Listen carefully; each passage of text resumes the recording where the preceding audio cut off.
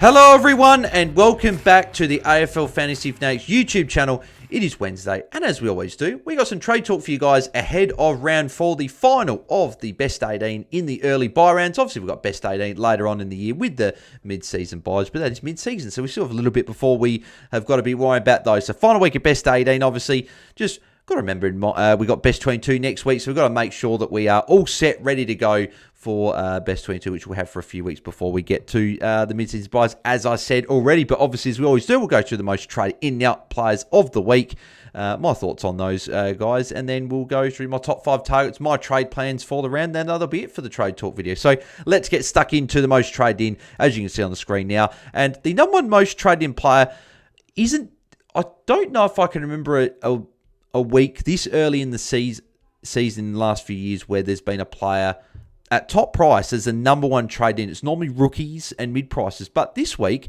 it is Bontempelli. Over 7,000 coaches jumping on him, and a big reason why is he has the Bombers this week. So a big score could be coming for those jumping on the Bont this week. If you want to jump on Bont, definitely go ahead. He's going to be a top 8 mid, and he's going to be a very good own, obviously, moving forward. The reason I'm actually not as keen to jump on the Bont this week is a couple of reasons. So one, I don't love paying for the big guys as much. Yes, I did it for Dane Zorko last week, but there was a 7-week run where I they're all good matchups there. And the only other time I like doing is in the rucks, when I'm looking at just getting set and forget. I'm happy to pay up and get the 2 best guys that I want, right? The mids, there are so many guys I think that you could say that could be good picks. Maybe this year's different, maybe because I think the top guys are the top guys for a reason.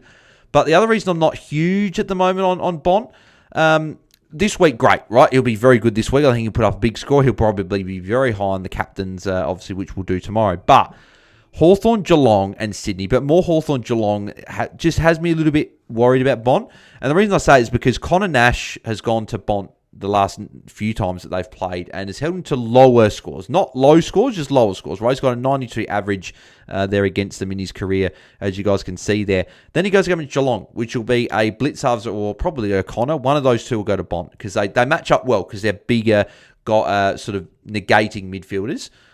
So when I'm paying, and the other reason is when I'm paying this much for a guy, I want to be seeing probably the first 2, 3, 4 weeks I'm getting them as good matchups or no tags coming, right? Whereas I see good matchup here, tag, and then Sydney, maybe Jordan, maybe Robon goes to him, but they have gone to Richards and Bailey Dale in the past, so we'll have to see. But just these 2 here, I'm not sure. After that, I don't see too many issues coming here. So like Bont might be a target for me in rounds 8, 9, 10, 11, somewhere around there. Like maybe Tholstrup goes to him as well, potentially. But I think a little bit after I want to jump Bont. But his end to the year, obviously, is insane. So like we're all going to have him at some point. But if you want to jump on Bont this week, put in captain and have a big score, I'd by all means go for it. Probably not saying that I'll be looking at doing personally myself this week, but I can't tell anyone now to trading in a Bont because he's an absolute gun. Oscar Steene, Big Steene, is second most trading player for the week. Nearly 7,000 coaches jumping on him, and I think those a lot of people that brought in or started Tristan Sherry, maybe a Darcy Cameron, just to maybe go down if you went sort of the 2 big rucks, and then you're looking to go Steene on the bench and Mckercher at R2. I think the only reason I'd bring Steene in, he's a good option. Actually, no, because I keep thinking he's a ruck forward. No, I like the option, right? 250k. I think he'll play for the next few weeks. I think if we look at a lot of the matchups for Collingwood coming up, they're dual ruck setups, right? Brisbane, Fortin Draper, Freo, Darcy Jackson. Round 6, obviously Pitney and Reid hasn't been playing, so that's fine. Eston don't really go dual ruck either, but May, Bryan and Blackiston play combination there. Hawthorn, dual ruck setup. Geelong play like 5 different guys in the ruck. Sydney play like Grundy and McLean or a few of those guys in there. So there's a number of dual ruck setup guys. So I think Steene's going to play for at least the foreseeable future in this Collingwood team. And I think he's a good option to be bringing in, particularly with the lack of forward rookies that we're looking at. I think you could definitely look at that. And then if you bring him in the forward line, if you want to trade Mckercher out or Vicentini out, if you've got him on the bench, you can then swap him in. Or if you're just going Vicentini down to Steene, I do like that as well. Obviously, the thing I'd just say with caution with going Vicentini down to Steene is you've probably got Mckercher on field, is obviously just the whole Rob sort of thing. So if anyone missed that, Rob was training today. They went off, they split into 2 groups. He trained in the group where it was essentially the players that played last week, plus Dawson, Hinge, Tex, and Rob. They were the four and Laird as well. They were the guys that jumped in that. When it went to match sim, he was on the B side, Mckercher stood the A side, but obviously they were always going to do that because they need two rucks and the two main rucks to be going up against each other, right? So just a word of warning that Mckercher might be sharing this week, and then obviously you could jump on Steene this week on the bench. Maybe you have a look at Steene in the first game, you loop him and see how he goes, and then if he goes well, then you could maybe take the score potentially. But yeah, just obviously the rucks this week are a bit interesting because of Mckercher is so highly owned as R2. But Steene is a pick. I like it, particularly as he's ruck forward. Really good for flexibility. And I think a few people might have started him as well on the bench and in the hopes that he would get a game. And obviously you've got him, which is good. So you'd be pretty happy with that. But I think a lot of people went Mckercher at R3 or on the field R2. Jack Watkins next on list, just over 5,000 coach jumping on him. I like the pick, minus 22 break even. Obviously got Richmond this week, goes into St Kilda. Obviously the only tiny flag is the TOG is still a little bit lower. Wines will probably come back in this week. His CBA's, obviously he had a big start to the game, but it dried up a little bit after that. So the 95 and 73, you could say that he got there with a big quarter. Like the 95, he had like a 50-odd point last quarter, and against West Coast, he had like a 35, 38, 39-point first quarter, right? So if he has a game where those four quarters sort of go together, then it's a low score, and then that break even does shoot up. So I'm actually just interested here. Does it show? So like if he goes like a 60, he goes up 70k, then if he gets another 60, so that break even climbs up within a month, but he's still going to make a fair bit of coin, right? But I guess the question is he going to be in Port's team? There, I think he is. I think he's played quite well, but Wine's back in. Berman will come back in at some point as well. So like there might be a few things where they do shuffle some things around. So just be interesting to see. But if you want to jump on him, I like him, 408k. I feel like at the moment I'm slightly into one rookie just ahead of him if you don't have him. But if you've already got a couple of those rookies, then I think Watkins is a good option there. But he has already made 178k, so he's already gone off a fair bit. Mckercher, fourth most trading, just over 5k. I'm a really big fan of Colby Mckercher as a pick this week. He's dropped in price. He's cheaper than what he was to start the season, 70k cheaper. And as someone that started with him, I've watched him like a hawk to start the season. Just really wanted to see this role. And I know it was Essendon last week, but the eye test was great. The role was great. He was fantastic. And the halfback role is there. And he's got a bit of midfield time. And I don't mind that. I don't mind if there's 5 to 10 CBAs a game and then pure halfback. We'd love if it's just pure halfback, but if it's got to be with a little bit of mid time, right, we'll take that. We'd rather that than the forward time. So, and they moved Blamage to a wing. They moved, I think Parker swapped with Caleb Daniel more in the second half a bit. I think it was more the last quarter. Parker was in the forward line, but a few people were sort of going, he had a lot of CBAs in the last quarter compared to the rest of the game. Wardlaw only played 42% TOG in that last quarter, so that was probably a bit of a flag as to why he went in for a couple extra of those CBAs. So I think that Mckercher is going to be a halfback, and he might have a sprinkling of CBAs here or there, but I like it as a pick. Carlton this week and obviously the other thing as well, right, is TOG has jumped up, back up to 77%. So, but Carlton this week, we saw what Melbourne did last week with all those big scores. I think could be a good game. They're under the roof again. Norwood, not Norwood, Barossa, so I was thinking it was at Norwood, but Barossa next week against Brisbane.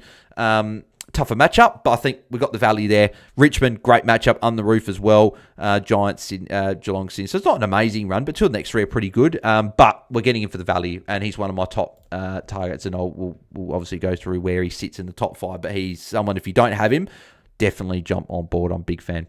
Josh Rachele, another one of these players I'm a big fan of jumping onto this week. So very similar price there to Colby Mckercher. He's only got 96k, so hasn't gone up a huge amount if you didn't start him or don't have him. But so just under 5k jumping on him. Best game I've seen him play. Obviously, he's a Crows fan, as many of you know, watching them very closely. He was great. As I said, best game I've seen him play, particularly as a midfielder. Like, he had a lot of impact on the game, used the ball quite well as well. I think he's that. I think he was that good that he's carved more of a CBA role moving forward, even with Rankin back in the side. So like Dawson obviously didn't play, but with how good Rachele played, I think Rachele will. With how good Rachele played with no Dawson, I think even when Dawson's back, I think he's carved out a really good role moving forward. So I'm a big fan of the pick. He's still priced in the mid-70s, and I think he goes. I think there's a 90 average there. I think there is. And there's a chance that it could go into the mid-90s. I think I'm more on the conservative side of an 88 to 92 sort of average is where I'm probably looking at the moment. But, yeah, very, very good. Geelong, tough matchup. Like, I know that no Dawson, but still a tough matchup. But, yeah, I think career high 31 touches. Yeah, just was really, really good. So, Rachele, big fan of jumping on him if you don't have him already. And they have had a tricky start to year, the Crows, in terms of matchups. Like, Collingwood, Bulldogs, Geelong isn't easy. It gets it, like, still not, like, Freo, Carlton. Like, Carlton St Kilda's really nice in a couple of weeks. And the fact they've got 4 of their next 5 at Adelaide Oval is also really good. Brisbane, the tough one there. But I like all the other matchups up until round 10. So, Crows have got a good run coming up. So, Rachele really like the pick.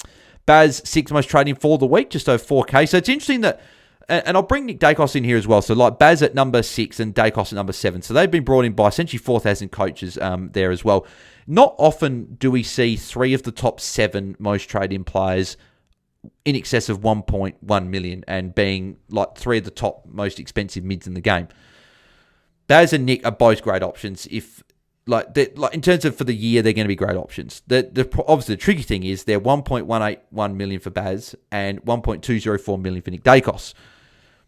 And the fact is that obviously with the big sing scores last week, they're not going to drop in value anytime soon. The thing that I'm looking at someone like DT Lemon, right? Who's the last 5 years, he's finished top 400. And he does that by targeting value and not going for fully priced. Could the caveat be for this year being, is it a different game? And in a lot of ways it is, right? Because the transition style game we've moved to, high scoring for fantasy players, obviously the big primos are going big. But I think I'm personally still trying to look for the Colbys, the Rachelles, if they're there. Or guys, maybe they're only 5 points of value. Maybe it's a Jack Steele, right? Who I don't know if he's in the top 10, we haven't got to yet. But someone like that might be, maybe he's only 1, 2, 3 points of value. Maybe he's not any value at all, but either just unders. But if you can find some value here or there, that's what I'd prefer to do personally. We obviously got Naz and Whitfield on bye this week, but I think they're both value. So I'd target them next week.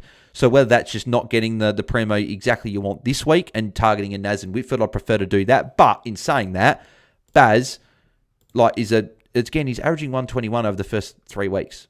And that's including an 80. So 130, 154, insane scores. This game style is, I think, going to really suit someone like Baz.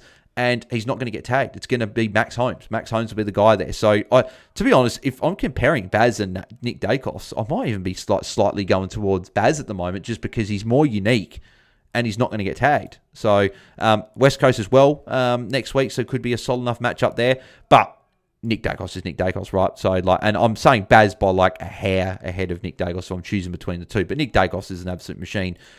Just not owning him is painful watching Collingwood. Look at this. 127 is his lowest score, for crying out loud. It's just incredible. No tag. Like Brisbane said, they'll put attention in him, but is there really going to be someone that's going to be able to clamp him enough? Freo, he went massive against last year in one game, quiet in the other. How does he go there? Carlton, good matchup. Essendon, good matchup.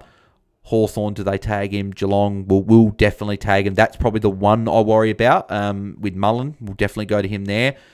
Jordan probably goes to him here. So those 2 weeks I don't love, but the other ones I'm not hugely concerned unless we sort of apply goes to him with a really hard tag. But I'm probably more just saying this as a non-owner trying to talk myself out of not paying up for him. But again, if you want to target a Bont, a Baz, or a Nick Dacos, I'm not going to talk you out of it, right? Because they're going to be probably top 4 mids, all 3 of them, or definitely top 8. So all solid options, but obviously they are expensive. So I guess I'd just look at what you're doing in the trades in the next couple of weeks, and if you can make it work, then by all means, go for it.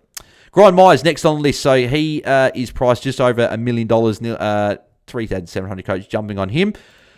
And part of me feels like, was he last week's play? Was he the guy that if you jumped on last week, great, you got the big score. He's going to be a top 6 forward. And if you still got a Petrarca, I think the easy move is to go to Grind Myers. I think if you don't have Rachele, I'd definitely go there.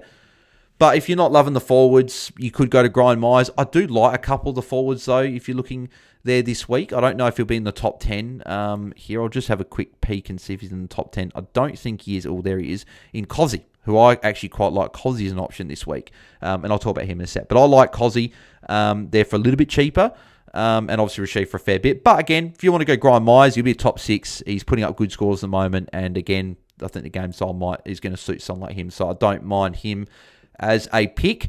I'm hoping that we come up to some guys that I do like, because I feel like I've been a little bit sort of down on a few of these options just because they're so expensive, right? But that's more just I'm trying to target value. But then again, they're not bad picks.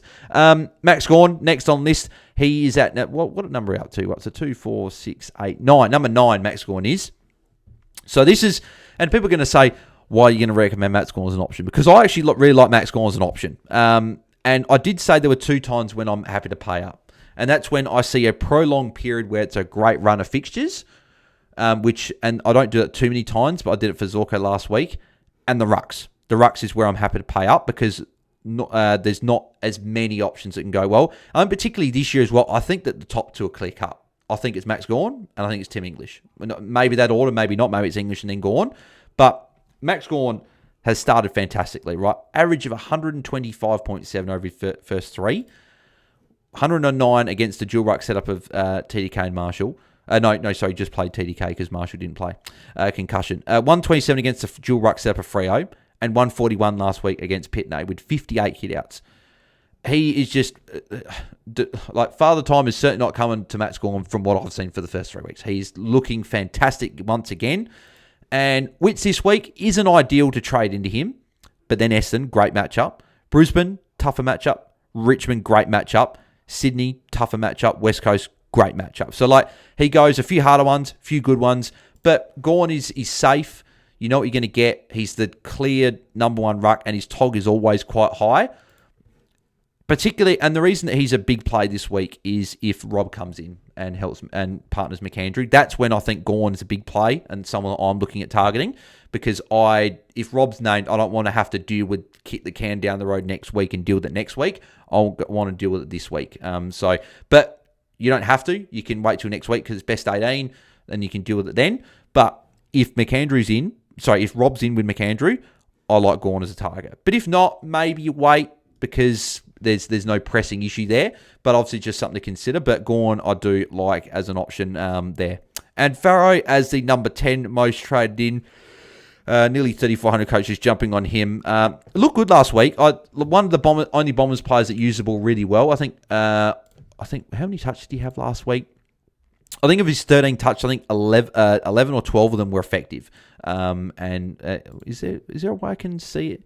Normally you can see it here. Maybe it's on the mobile that you can see it there. But all of his possessions were effective last week. He had a 32-point last quarter. So is that maybe a sign of they want to get him more involved there? Obviously, it wasn't a great game to watch, but I think he looked really good. His kicking skills were great. Don't have to jump on this week with a break-even of 6. If he gets a 58, goes up nearly 50k. I think I prefer a Lindsay ahead of him. But if you've already got Lindsay, like a lot of people do, I think he's probably the next guy as a defender rookie. Him v Watkins. Probably have Watkins ahead with the negative 22 break even. So I probably got him third out of those guys. But a lot of people maybe jumped on Watkins last week and then started and didn't trade out of Lindsay. So Farrow's probably my next favourite one. Him and Steene probably depending on where you need to go. But I do like Farrow as an option there. I'm just looking if I can see how many of those possessions of Farrow's were effective last week. 12 of the 13. Yeah, I thought so. I thought there was only one of them that wasn't effective. So yeah, obviously great. I think he'll definitely be there moving forward for the Bombers. One to consider. Josh Dacos is an option. Obviously, a bit expensive. Getting up there now, priced at like 108, 109 there. If you think he's going over 110 for the rest of the year, I think you could jump on. I just think the tricky thing with Josh Dacos is last week, great option. This week against Brisbane at the Gabba, tough matchup. And when we've got Naz and Whitfield next week as options if you don't have either of them, I think are great options. They're cheaper. 50k for Whitfield. I think it's like 80k, 90k for Nasiah. I'd go there next week. And I'd pass on Dacos this week. But if you want to go Dacos this week, then you want to get one of Whitfield and Naz next week. And maybe the next 3 upgrades are like Dacos, Naz, and Whitfield. I don't mind it. But I just think he's slightly overpriced. I think he's 105 is probably where I got him. I think last week I was probably close to 100 to 105, but obviously the way Collingwood are playing and the way the game has shifted, I think that defender scoring is going to be up there and rival sort of, and maybe even more than top 8 mids there. So Josh Daos is a solid option. I just probably want those other guys next week. Jack Steele, really like him as an option. I like him probably slightly more than paying the 130, 150k more than some of the big guys. Jack Steele's looked fantastic the last 2 weeks, like back-to-back 130s. That was with a 20-minute bench sit essentially in that second quarter there. 16 tails, great. He's marking the ball as well. Getting the ball. Like, yeah, I love Jack Steele this year, and he's looking fantastic. Obviously didn't look great in the first game. Last quarter he obviously looked good, and last 2 weeks he's looked fantastic. So yeah, Jack Steele, big fan of him as an option. And Melbourne have got a good run coming up. Obviously they got Gold Coast this week, then Essendon, Brisbane, obviously tougher, but then Richmond. So really good run, then Sydney, then West Coast. So yeah, really like Melbourne's run, and that is why the next guy I actually like as an option in the forward line, and I'd probably prefer him just to grind Myers. There, I prefer Rachele still for the value, but I like Cozzy Pickett as an option. What is that? Priced at, 93, 94? Probably there might be a couple of points of upside there if he can go into the mid-90s, and I think he can. Like 78 the week before, it wasn't huge. 91 before that. But if his low scores are like 90s and 80s and even high 70s, that's fine. It was if he gets rid of these 30s and 40s like he has done in previous years when he just plays deep forward when he's tagged. But 134, he was fantastic. He was amazing against Carlton. I know that Melbourne's got a lot of points in that game, a lot of big scores. But if I'm looking here, Gold Coast don't tag. I don't see anyone going to him there. Essendon, great matchup. Brisbane, will anyone tag Cozzy there? Like, maybe. I'm not sure. Richmond, great matchup. Sydney, maybe a Jordan goes to him there, so maybe that might be a lower score there. West Coast, great matchup. But more saying that is that their runs come out's pretty good. And if you get one lower score, like a 70 or 60, I don't think it's the end of the world in the forward line, because they're going to be fluctuating up and down, but you've got the ability to get some of these bigger scores that I think Cozzy can offer you. So I like Cozzy as an option, and I'll talk about my trade plans after, but he's definitely in the mix for me. Shea Bolton, he's an option. Probably don't love it because I got burnt last year owning Bolton, but he's looked great last 2 weeks, right? Back-to-back 110s. I just worried, like, going back to the year before, like, I jumped on him somewhere around here, like, after, I think it might have been after I jumped on him when he played Gold Coast, I think. So he was around here. Yeah, that's right. Yeah, went 97, 119. Then, did I jump on him for that 67? I might have jumped on him somewhere around here. But, like, he can just pump out some lower scores. And I know the CBAs are up a bit, but I think he only had one game last year, over 70% CBAs. Yeah, it's just not a lot of good scores there. It just worries me. He's a bit more of a worry compared to Cozzy, because he's got Brayshaw and Sarong and Jackson probably ahead of him for CBAs, and then obviously Young will be back in a few weeks' time as well. I think I'd rather just spend the money to go get a Cozzy, like the 133k extra to go get Cozzy, or I'd get Rachele if you don't have him, who's a bit cheaper. So that's probably where I'd go. But if you want to go Bolton, he's got a low break even. 37, he's going to make money. He's putting up some good scores. They've still got a pretty solid run coming up for Freo. Like, if you want to go there, I don't mind it. I probably can't because I got burnt last year. Brandon Cook, 483. It's a lot. I know Guesty's going there this week. It is a lot of money. Like, if you look at here, if he goes like 56, 57, 59 next 3 weeks, he goes up 46, 29, 16. So it's probably not enough for me. It's only going to be sort of not quite 100k. I don't think, if I'm adding that up correctly, not quite 100k there. You'd really need next couple of weeks for him to pop a couple more 80s to make really good money. Carlton next week is good. St Kilda is good as well. Freo could be solid there. Obviously, all Adelaide Oval. So he could put up some good scores. And I think for some people, they might need that cheap forward, obviously, to fill the void this week in the forward line, but maybe it'll make their trades work. So I don't mind in that case, but typically, I don't really want to pay up near 500k for a rookie unless they're like still minus 20 break even, and they're looking really, really good, which Cook is. But yeah, just not quite sure. Holmes, yep, great option, good option as well. Again, you're probably paying a fairish price for him, and yeah, I don't mind Holmes as a pick there. And English as well. Again, if you've got Cherry, Darcy Cameron, I'd prefer him to Gawn. Like, if you're going 1 and 2, I think save the 60 odd k between, or 50 odd k between the two, and I'd go for Tim English instead. But if you already got Tim English, obviously he won't be an option for you. But if you don't have him, I like him. Let's go to most traded out players for the week, and a few obvious ones here. So Darcy Parish, nearly 12,000 code, jumping on him. Yeah, he's got to go. He's just hasn't been the pick gone this year. Hasn't gone over 75. Essendon just aren't scoring points. That's another thing as well. And it doesn't get any easier this week. Bulldogs is tough. Like Melbourne, Gold Coast, Collingwood's not a bad 3. But then again, you could say that Port and North Melbourne hasn't been a bad couple of matchups and he still hasn't gone great. So, yeah, I just don't think he's going to be the guy we wanted this season. And obviously, Essendon just aren't scoring. So, I think he needs to go.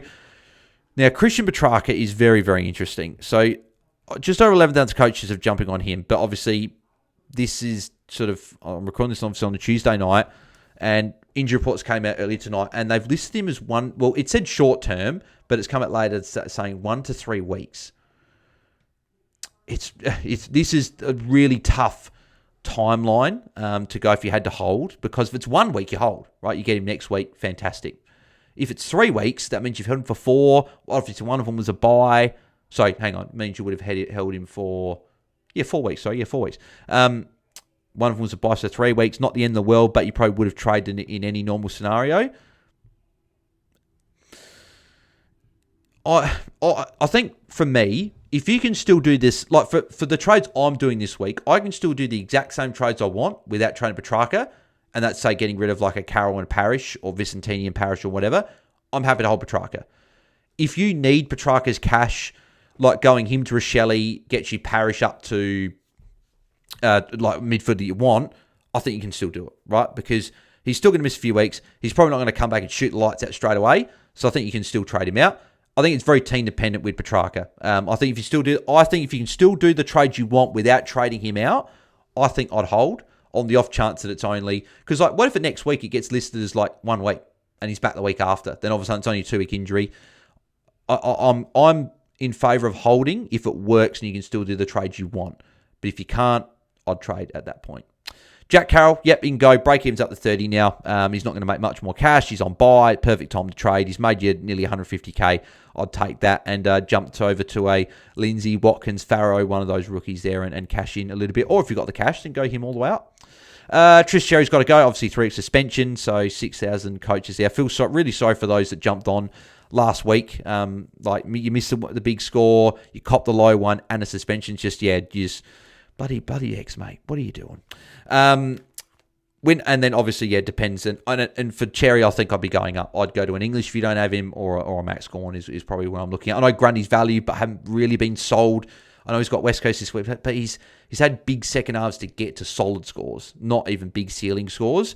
He just hasn't quite looked the same as what he did in the back half of last year when he was going nuts, whereas Gawn's looking fantastic once again, and English has obviously looked fantastic all year. So, yeah, I'd go for one of those two.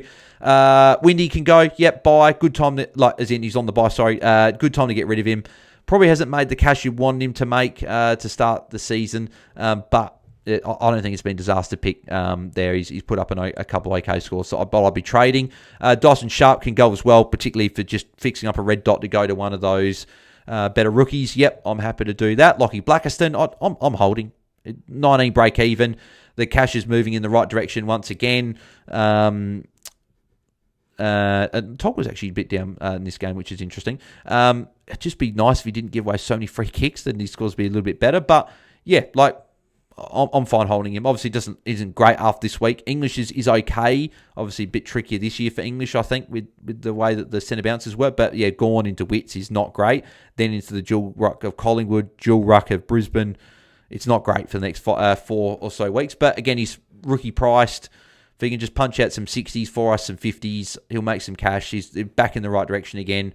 Like, if he scores a 60 odd, he makes 40k. So I'm in favour of holding Blackiston. I think we've got bigger issues to fix. Nasir, obviously, I'm just not trading. Definitely not trading. He's dropped all the money. He's going to be one of the most trading players next week. You definitely don't trade. Where are we up to? So where's the top 10? So that's 8. So Rosie at 9. Yeah, obviously some people had to hold with issues last week. So yeah, he's definitely got to go because he's out for still a fair while. And then Dovison at 10 is gone as well. So I think a few people might be going him to like a Steene. And that I don't mind that as well, because then you get the ability to flick Steene to your ruck and then maybe trade Mckercher at some point to whoever you want. You can trade. It just gives you flexibility, right? So I do like that there. And Dovison can go. He's just not putting up these scores as well. Like, he's averaging was at 40. Just not scoring what we want. Other options, Darcy Cameron, I think he's got to go as well. With Steene in, I don't see that changing moving forward. Yeah, I think he can go. It was last week. It was quarter 1, Steene would start as the ruck. Quarter 2, Cameron would start. Quarter 3, Steene. Quarter 4, Cameron. So it's a clear sort of 50-50 split. I'd be trading Darcy Cameron getting off now. Break-evens at 130. You don't want to wait till next week. Drop even more cash. I'd be fixing that up, particularly with Mckercher. If you've got him at R2 and Cameron at R1, I'd want to get at least one of those gun rucks. So I'd be going to English would be my favourite, and then Gawn would be the other one there. TDK, same thing, but obviously he's on buy. You need a little bit more cash there, but yeah, TDK up to one of those two in Gawn or Gawn or English. It would be what I like. And I don't hate Grundy either if you want to save the cash, but I just prefer, I think the other two are the clear two at the moment. Was that the top 10? I think we did the top 10. So yeah, so 2, 4, 6, 8. Yeah, 10. Yep, Dobson's. Yeah, so Cameron, DeConey. Murdoch, a little bit similar to what I said with Petrarca, probably a bit less so obviously because he's a rookie, but if you can make your trades work around him, you've got other guys to trade out. Like I'd trade a Carroll out before him, I'd trade a Sharp out before him, a Doveston, Gallup. I'd trade a fair few rookies ahead of him, but if your team's in a good spot and you don't have many guys to trade out, I think you can move because he'll be an option again to bring back in, and he's at 387. You can bring him in, minus 37 break in. But if you've got other issues like myself, like a lot of us have probably got a few things to fix up, I'll just hold him. He'll be back in 3 weeks. I think it was on the injury report. And then he'll come back and make some cash. So I'd be holding if you can, but trading if you need to. Filippo, like 541, I mean, like what, he's 69 last week. He looked better. The roll was better. The TOG, sort of an uptick there as well. I think he'll slowly work his way back in. I think I'd probably trade because he's on buy. And then if he starts going well, you can trade back in because he's so cheap. I would probably trade, but again, it depends on priorities in your team because he's on the buy. Break even still 59, so you're not going to lose a heap more cash, and maybe becomes an option for us in the next few weeks. So yeah, probably team dependent with him as well. But you can trade. You don't have to trade there. Visteni can go, and he'll be someone I'll be looking to trade particularly if Rob is sharing with Mckercher, he'll be going up to one of those rucks. For me there. Dawson, I'm not trading, but he sounds like he'll be back this week, full participant in training and everything, so I wouldn't be trading him. Tanner Bruin, I think you could jump off early if you want to. I don't think it's a disaster if you do.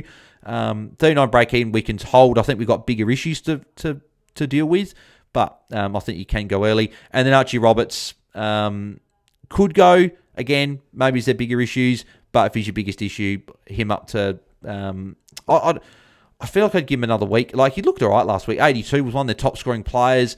I'd probably hold back-to-back 80s. It's fine. I think we've got bigger issues. But if he's your biggest issue, I think you can go. And Ty Gallup can go. Obviously, he's dropping a little bit of coin as well. Break-evens at 31, so that's a little bit concerning. If he drops another 20, he's actually going to start losing that money. So, yeah, not a great pick from me for starting with him. So I'm a bit annoyed I did start him. I should have gone Gothard. But that is okay.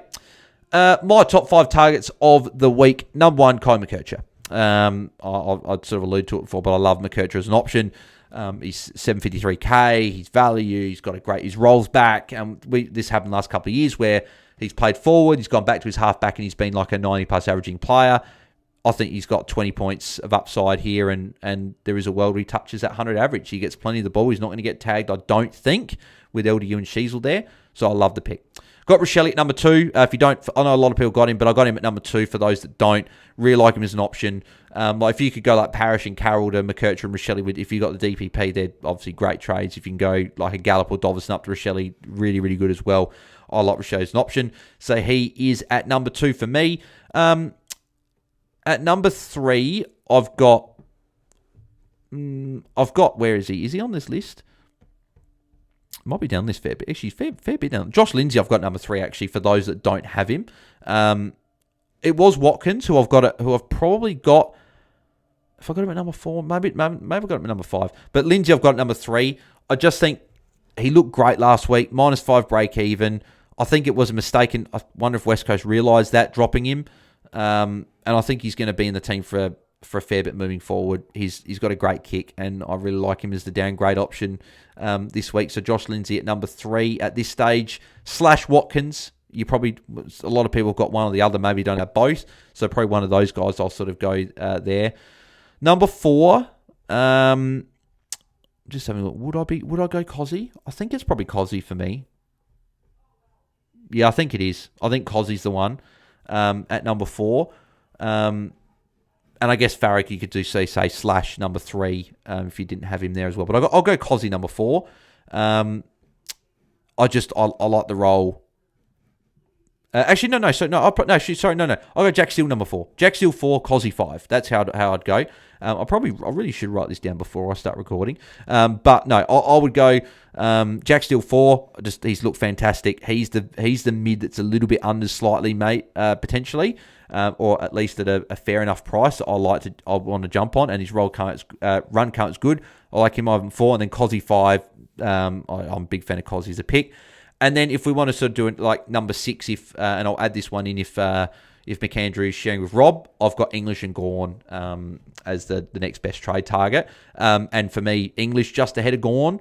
But if you've already got English, which a few people do, I do like Gawn. He's my clear number 2. So they're the top 2 rucks for me there as well. And then, and you could also, I could have added like Steene as well in the top 5. I feel like we can wait one more week on Steene. He'll still be about 300k next week. And I think that, he could even be more valuable this week if McAndrew's sharing and you want to go for a ruck rookie. So, don't mind him as well as the pick. In terms of my trades this week at the moment, it really comes down to what's happening with the Crows rucks this week, which is great. They're playing a Friday, and I'm not trading anyone in or out that plays before then. So I can have a look. If McAndrew's solo, at the moment, I'm going Jack Carroll to Josh Lindsay, and then going Darcy Parish up to Cozzy Pickett at the moment. If McAndrew is sharing with Rob, and I may even decide to do these trades anyway, just to get ahead in case Rob gets named at some point, will be going Parish down to Josh Lindsay and going Dante Vicentini up to Max Gawn. That's what I'm looking at doing. I'll lock in Gawn and English and have the 2 rucks, and I'll be happy with that. So one of those 2 is what I'm likely to do this week. I could go Watkins over Lindsay as well. I'm still tossing up those 2, but at the moment, it's one of Gawn or Cozzy coming in, and it'll be Lindsay at this stage coming back in, because I traded him out obviously after round 1 when he got dropped. I traded him in round 2. So obviously that's what I'm doing this week. But let me know in the comments, guys, what you guys doing with your trades for round 4. I'm keen to see what you guys are doing with your moves this week. If you do want to guarantee an answer to your question, because I can't always get to the comment section on the YouTube, if you do want to guarantee an answer to your questions, head over to patreon.com/AFL Fantasy Fanatics, where you can get all your questions answered in the weekly Q&As we do there. Bits and pieces of all other content that's just in for the Patreon members only. We've got a team assessment videos every Monday. And I'll be doing the Patreon Cup sort of recap after the first sort of month of the season, probably next week. We've got an open league for all the patrons that are in there at the moment to win some cash prize, which is cool. So if you'd like to join there, links in the description below of the video. So thanks everyone for tuning in. As always, make sure you do smash a like on the video and subscribe to our channel if you haven't already. We're getting close to 4,600 now, so we're getting only just over 400 away from 5K. So you guys are absolutely smashing it to start the season, which has been fantastic. So if you haven't subscribed, it can help us reach 5K. Subscribe. Plenty more content to come throughout the rest of the season. And also leave a like. That also does help out the channel a whole bunch. So I'll be back for... Are we doing a watch along tomorrow night? Tomorrow night on the Thursday. I've also got captains tomorrow as well, as we always do on the Thursday. In terms of watch alongs this week, what are we doing for watch alongs? So Thursday, we've got Collingwood Brisbane. I did say I wasn't going to do any watch alongs, not only Nick Dacos, and I'll probably stay true to that. So I'm not sure I can do that one. Maybe I'll do North and Carlton. It's a pretty interesting game, obviously, with a few North guys. At this stage, I'll definitely be doing one Sunday night, though, for the Doggies Bombers game at this stage. So that'll be one we're doing. So Sunday night will be locked in. It just depends what we'll be doing with the other ones there as well. So, stay tuned at BAILSDT at AFL Fantasy Fanatics next. So, and I'll let you guys know when we're going live for our watch-alongs. Then pre-lockout chat will be at a different time this week. It'll be a bit early before the Carlton and North Melbourne games. That'll be at 2 p.m. Eastern, 11 a.m. Perth time, an hour before the game starts. We might even go half an hour before that. It might even be 1:30 Eastern, 10:30 Perth time, just seeing how all the times we're out. But again, we'll post that on the socials later in the week when we'll be going live. But thanks for tuning in as always. Good luck with your trades this week, and we'll catch you guys in the next video. So thanks everyone. Have a good one. See ya.